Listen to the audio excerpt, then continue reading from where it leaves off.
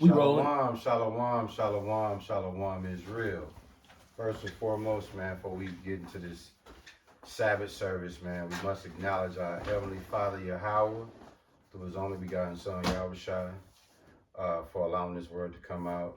I hope you sincere brothers and sisters, man, get something out of the Sabbath service. As we get into this word, to the right of me is the spiritual head, also the elder. He's also the individual that MCs the Sabbath service. On to my left is his son, and myself. We are the gang, aka the real Jews, aka the most controversial church in Israel, and at the same time, dog, we gotta be one of the livest churches in Israel. If you're new to the channel, the elder has a unique teaching style when it comes to the Sabbath service. So you're going to hear scriptures come out, but the way the scriptures are going to come out is going to be very entertaining. Bear with us. A lot is going on out here. And before I turn it over to the elder, I just want to say this. I might have Ish bring it out at some point. If you don't have a sense of preoccupying of fearing of the Lord, now is the time you should incorporate that in your life. Without further ado, we're going to turn it over to the elder. He going to serve y'all salty niggas hot wings on this one, man. 1 Timothy chapter 6, verse 17. Proverbs 9:10. Charge them that are rich in this world, that they be not high-minded, nor trust in uncertain riches, but in the living God, Yahweh, who giveth us richly all things to enjoy. So this Anton Daniel shit. This is the thing. I used to be the simple-minded nigga who thought that if you had money, then you was better than somebody who didn't have money. That's still niggas' thought process. And when I look at that character trait of black people that I was basically at the top of being guilty of, dog, I'm disgusted with my mentality and behavior. To think that because I got a couple extra fake FRNs, you know what I'm saying? Yeah. Fiat currency, Federal Reserve notes, and fake money, okay? I'm thinking, I'm up here and you down there, you broke ass nigga. When you listen to hip hop music and you are void of the truth, mm-hmm.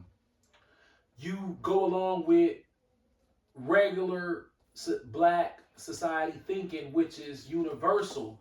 It's not a street nigga thing. Kevin Samuel was like that. It's a nigga thing. It's if you look in the Upscale magazine and then you look in the Murder Dog magazine and the Source magazine, it's all the same. Is okay, these black people got a great dental plan and they got some collegiate education from an Ivy League school. They might be a third generation college educated nigga, you know, John Hinton III of Morehouse. You know? Yeah. He's third generation Morehouse Rhodes Scholar. You know? He got a library in the back of his house, and he actually read the books in the black bootleg. Right. John Garnett and shit. Yeah. You know what I'm saying? What he had painted in his house? Picasso. Yeah. And you know, but he's in the black community, he's no different than Big Boy in ATL. Facts. Money hungry. And as long as I got some money, I can elevate myself over the black people that are going through trials and tribulations financially and look down upon them as if to say, because I have money and you don't, that made me better than you. That's what Anton Daniels did to the GMS camp. And I had been watching dudes sparingly before this situation happened. And spirit rubbed me the wrong way. But at the same time, it was tutelage because I saw a reflection of myself in him and it disgusted me. It's like, damn, I used to think like that. Pull up and a nigga in a raggedy car and I'm in a Benz, bum ass, broke ass niggas. Like, where does we know where it comes from? That's just how our culture is when we in the world. Right. Even the prosperity gospel is that way. Yeah. So whether you a Christian or whether you a rapper or a street nigga or a thug or a Ivy League Negro graduate or a SBCU college scholar, collegiate scholar, or Fortune 500 business CEO like yeah, you remember Doug Beasley? You know what I'm saying? Yeah. You don't know Doug Beasley? Yeah. Oh, you know Doug Beasley. Like Warren Buffett? Yeah. Mars Nutchess in the damn movie. Then you if you're black and you're born, you think money is the be all tell all. Okay. You got something, Ishmael? Yeah. Psalm chapter 10 verse 2. The wicked in his pride doth persecute the poor. Let them be taken in the devices that they have imagined. Right, bro. Let me explain something to you. That was good. That was a great precept. This whole, when I talk to black people about money, and you say money don't matter, they start to do all of these. They start to play semantics. Yep. Well, if it don't matter, give me this haircut for free then. Bro, you be missing the point. No, I ain't missing the point. Since this don't mean nothing, sell me your bike for $100, cause money don't mean nothing. You know, they start doing that. Yeah. That's called irrational jousting back, because you know what I'm talking about, but you don't want to hear it because black people, especially black people who've never had any money, they so starved out for money to where they can't get past the enchantment of it. How many times do we have to see rich people sitting at the top with their lips stuck out in the camera crying, telling you, dude, this ain't it. It's all bad. Right. And we looking like, how can it be all bad? Right. Nigga, you got to just tell me it. Right, because you're lonely. Or there's people in your life that you want to have a close relationship with and it's just not working out. Money doesn't fix those things. Nothing be genuine. Nothing's genuine when you have money. If you a poor man and you court a female and you're able to keep her attention and you're able to copulate with her and you're in a relationship with her, you're the winner. If you rich, you loser. You can't win with any female from the perspective of you being the guy with money. And you know what they'll say to me? Oh, you sound like a broke nigga. Well, I am a broke nigga. Technically, I am. I am a broke nigga because what y'all don't understand is the money system is designed to either keep you in the hamster wheel or it's a hole at the bottom of your pocket and it's going to all leak out. We brought that out last week in the scriptures. It's holes in our pockets. Bro, you can put money in the bank and be making some money. And guess what's going to happen at some point? You have to tap into there. You have to go over there. I just had to do that. Yeah, you have to go in there and put a chunk out of it. And you'll be like, damn, okay, I'm making some money. I'm putting this money up, but a problem's going to arise where that little money that you tried to save that you was making, it ain't enough. You gotta chunk some out. Hole in your pocket. Hey, you want right? Hole in. You got that, Ishmael, or you got a percent? Oh yeah, I'll have 1 Timothy chapter 6 verse 6. I'm gonna go down. Facts. But godliness with contentment is great again, for we brought nothing into this world, and it is certain we can carry nothing out. And having food and raiment, let us be therewith content. Right. But they that will be rich fall into temptation and a snare, and into many foolish and hurtful lusts, which drown men in destruction and perdition. Puffy. For the love of money is the root of all evil, which while some coveted after, they have erred from the faith and pierced themselves through with many sorrows. Can you please show me? Beautiful. And I'm talking. That was beautiful. Can you please show me? And we can sit down here because I want to be proved wrong. Okay, I've gone back and forth inside of my mind on this topic, ponderance. Help me if I'm wrong. Let's brainstorm here. We don't have to spend all day, but could you please help me out? Because from what I see, I don't know. I'm going to say one name. Todd Brenner. I'm going to just start there. What's his background, racial background? You is grape drink. Okay, that's good, bro. That's good. Yeah, he's great drink. Now here's what I'm saying. I cannot think of one Negro, male or female, who is a millionaire who didn't have a Jewish motherfucker say, hey, you know what? You're all right with me. Just sign right here. And you're not like the other niggers anymore. Could you please tell me one rich black Negro that didn't get their contract from one of these motherfuckers that's rich? I've been trying. I said Sean McDowell. Nope, didn't work. It's grape drink. Nope. Wade, nope. I can't find one. Daryl Hines. James. Daryl Hines. The Jews gifted him that fucking building. Facts. So it's like, it's a pattern here, but Kanye West spoke about this pattern. Kaylin. Like I said, I cannot find one black successful millionaire. M. Goings. Right. Buzz Seelig. I cannot find one successful black millionaire who got their money without the help of that Revelation 3 and 9 motherfucking Slimer. Think about what you're saying. Now I mean, help me out. I mean, because I'm confused. Come on, man. Give me something. They control the chessboard on this side of it. So anything that you do, you got to go through them. And if you want that, you want these riches, you want this fame, then whatever they say does, eyes does. Yep. You mentioned high-mindedness, right? You also mentioned that in the past you had the concept where if you had money, you could shit on niggas that didn't have money, right? Right. Well, this started over 400 years ago. And what I mean by that is, in Deuteronomy 28, part of the curses it tell you, a brother gonna have an evil eye towards who? His brother. Own brother. So Grape Drink, what he did, he went in there and he saw that and was like, you know what? We're gonna exploit this even till today. So what we're gonna do is we're gonna divide and conquer brothers. Mm-hmm. How we're gonna divide and conquer them? We're gonna give you niggas money. It sucks to be them that have no money. Right.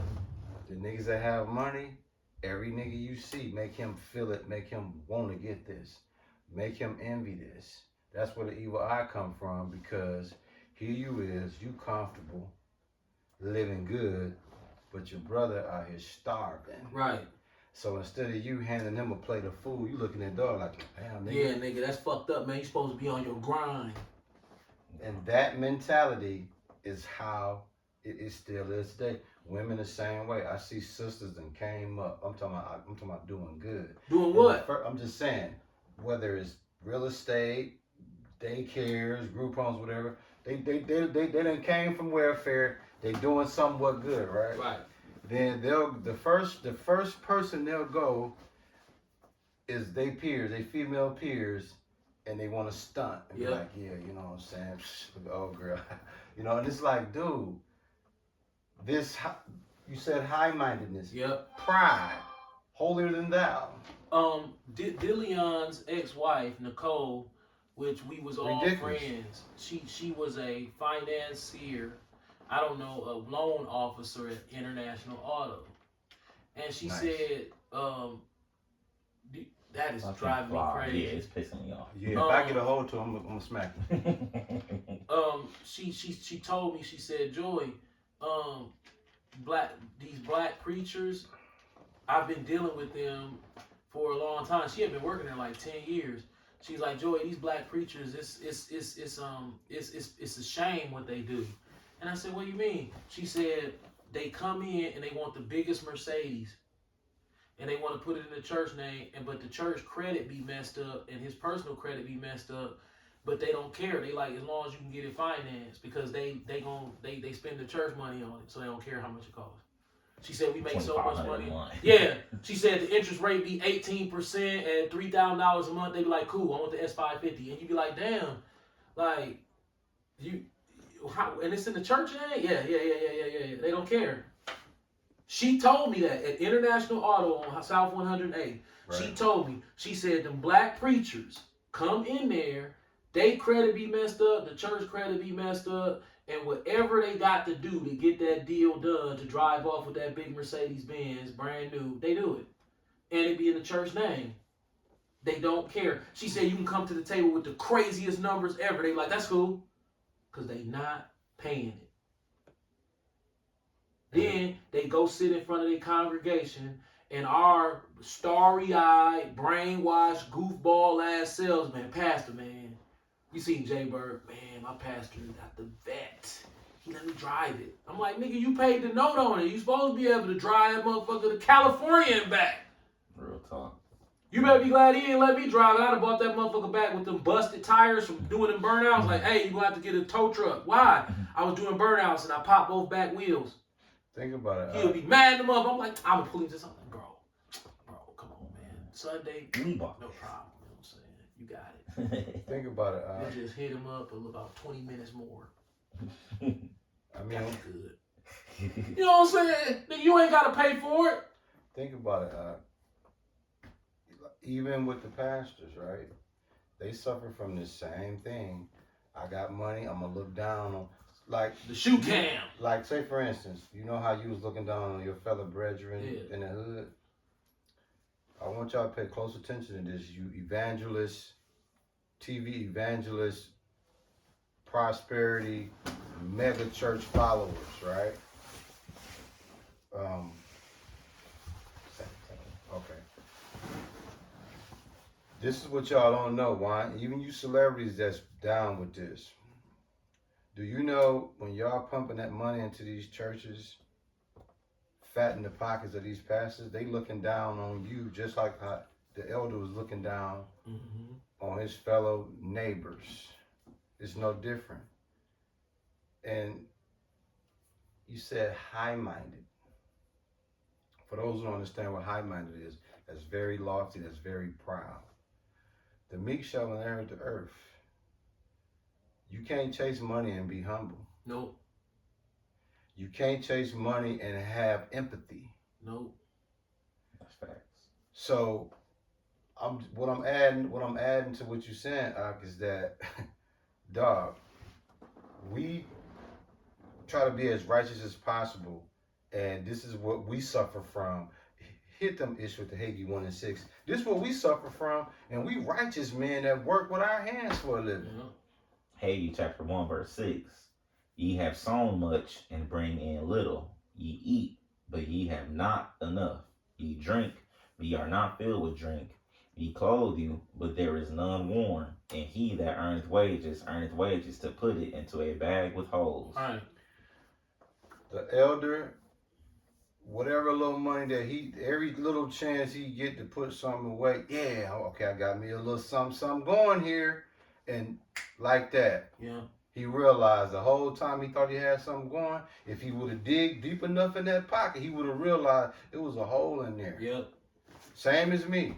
Same as Ish. Oh yeah. When my wife and I, there's very few things that ignite our senses at this age and excite us, because we've evolved so much from what we were when we were younger.